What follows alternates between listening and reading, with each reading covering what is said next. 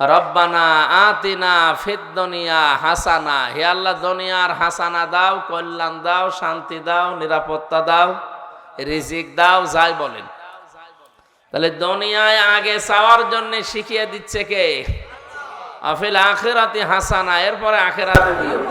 আল্লাহ কিন্তু আগে আখিরাতের কথা দিয়ে পরে দুনিয়ার কথা দিতে পারতেন।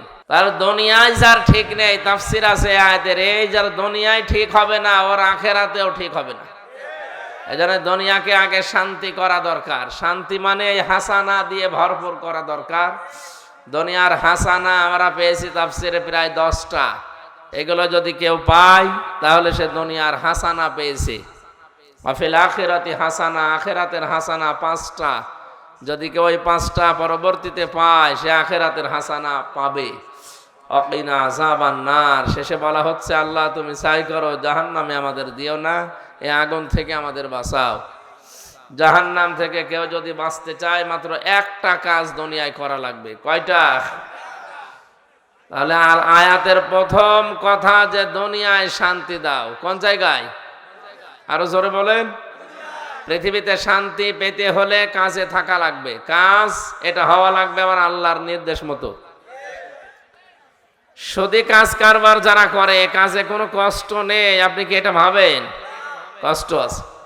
যাকাত ভিত্তিক অর্থনীতির মাধ্যমে যে মানুষগুলো সম্পদ অর্জন করে এ কাজেও কষ্ট নেই, আছে। 2টা কাজেই কষ্ট আছে। একটা দেখানো পথ হচ্ছে আল্লাহর, আর একটা দেখানো পথ হচ্ছে শয়তানের। আমরা যেহেতু মানুষ, আল্লাহর সৃষ্টির সেরা, আমরা গোলাম আল্লাহর, দাস আল্লাহর, বান্দা আল্লাহর, এজন্য আমরা দেখানো পথে চলবো আল্লাহর। শয়তান আমাদের প্রকাশ্য দুশমন বা শত্রু। শত্রুর সাথে দুশমনের সাথে যে আচরণ করা লাগে আমরা ইনশাল্লাহ এখন থেকে তাই করব। অনেকেই মনে করে শয়তান মানে ও সে আজাজিল শয়তান, ওই পৃথিবীতে আর শয়তান নেই। আমাদের বাস্তব অবস্থা হযরত ইউসুফ আলাইহিস সালামের মতো। হযরত ইউসুফ নবীকে যখন তার ভাইরা কুয়া থেকে এই মালেক নামে লোকটা তুলে বিক্রি করে দিচ্ছিল, যেই দোষগুলো ইউসুফ নবীর প্রতি দিয়েছে তার ভাইরা, একটা দোষও সত্য নয়।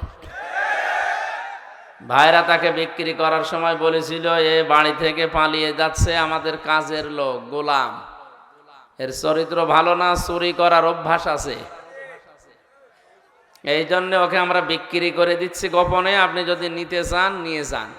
এখন বলেন তো যে দোষগুলো দিল, ও গোলাম ছিল, চোর ছিল, চরিত্র খারাপ ছিল?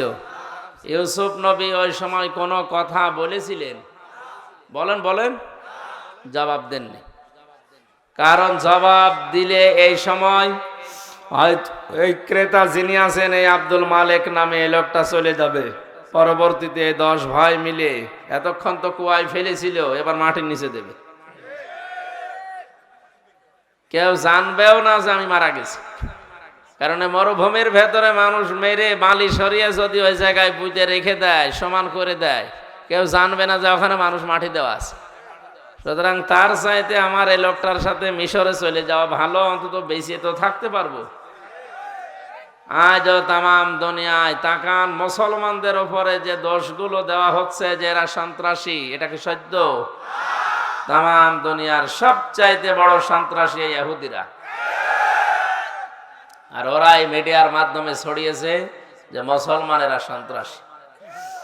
আমাদের নামে আরো যে বদনামগুলো আছে আমি নাই বললাম, কিন্তু চুপ করে থাকা ছাড়া ইউসুফ নবীর মতো আমাদের কিছু করার নেই। কারণ এখন কিছু বললেই যে আপনারা চলে যাবেন, তখন ধরে আমরা পুঁতে ফেলবে।